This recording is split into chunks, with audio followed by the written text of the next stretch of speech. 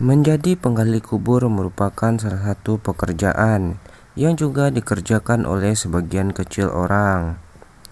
Namun apa jadinya jika sang penggali kubur mengetahui beberapa azab yang diberikan oleh Allah kepada sang penghuni kubur? Berikut merupakan kisah nyata seorang pemuda yang bekerja sebagai penggali kubur yang melihat dan mengalami perkara-perkara ganjil yang menimpa mayat-mayat yang telah dikubur. Berikut kisah selengkapnya.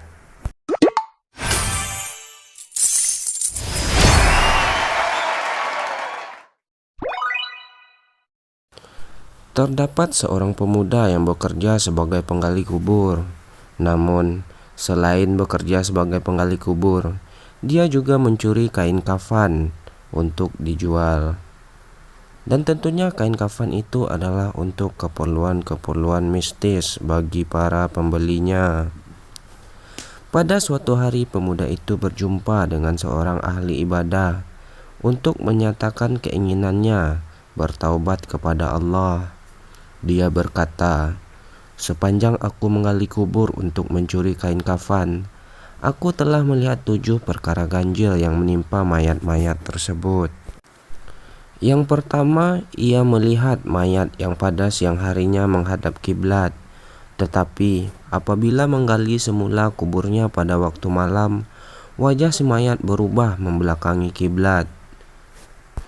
"Mengapa terjadi begitu, wahai Tuan Guru?" tanya pemuda itu. "Wahai anak muda, mereka itulah golongan yang telah mensyirikkan Allah Subhanahu wa Ta'ala sewaktu hidupnya. Oleh karena itu, Allah Subhanahu wa Ta'ala menghinakan mereka dengan memalingkan wajah mereka dari menghadap kiblat, dan juga membedakan mereka daripada golongan muslim yang lain," jawab ahli ibadah tersebut. Pemuda itu berkata lagi, "Golongan yang kedua, aku melihat wajah mereka sangat elok semasa mereka dimasukkan ke dalam liang lahat. Tapi saat malam hari ketika aku menggali kubur mereka, aku melihat wajah mereka telah berubah menjadi buruk. Mengapa begitu, wahai Tuan Guru?"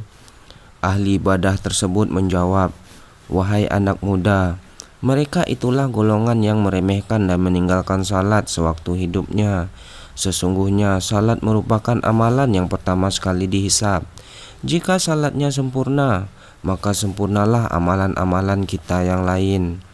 Lalu pemuda itu menyambung lagi, "Wahai Tuan Guru, golongan ketiga yang aku lihat pada waktu siang mayatnya kelihatan seperti biasa saja. Apabila aku menggali kuburnya pada waktu malam, aku lihat perutnya terlalu gelembung, keluar pula ulat yang terlalu banyak dari dalam perutnya itu." Lalu ahli ibadah menjawab, "Mereka itulah golongan yang gemar memakan harta yang haram, wahai anak muda."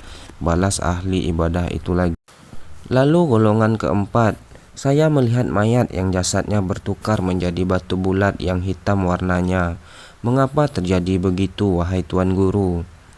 Lalu ahli ibadah itu menjawab lagi, "Itulah golongan manusia yang durhaka kepada kedua ibu bapaknya sewaktu hayatnya masih hidup. Sesungguhnya Allah Subhanahu wa Ta'ala sama sekali tidak ridho kepada manusia yang mendurhakai ibu bapaknya." Lalu ia juga melihat mayat yang kukunya amat panjang hingga membelit-belit seluruh tubuhnya dan keluar segala isi dari tubuh badannya. Mereka itulah golongan yang gemar memutuskan silaturahmi semasa hidupnya. Mereka suka memuliakan pertengkaran dan tidak bertegur sapa lebih dari 3 hari. Bukankah Rasulullah SAW pernah bersabda bahwa siapa yang tidak bertegur sapa melebihi dalam 3 hari bukanlah termasuk ke dalam golongan umatnya? Kemudian golongan keenam yang saya lihat adalah sewaktu siang lahatnya kering kerontang, tetapi ketika malam, ketika aku menggali kubur itu, mayat tersebut terapung dan lahatnya dipenuhi air hitam yang amat busuk baunya.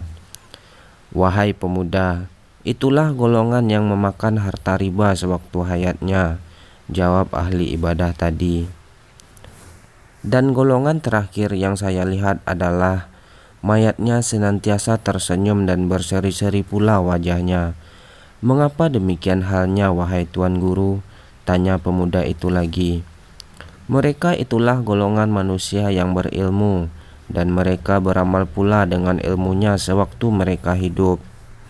Inilah golongan yang beroleh keridhaan dan kemuliaan di sisi Allah Subhanahu wa Ta'ala, baik sewaktu hidupnya maupun sesudah matinya. Ingatlah, sesungguhnya dari Allah kita datang, dan kepadanya lah kita akan kembali. Kita akan dipertanggungjawabkan atas setiap amal yang kita lakukan, harta walaupun amalan sebesar zarah. Wallahu alam. Dan Allah lebih tahu dan maha tahu.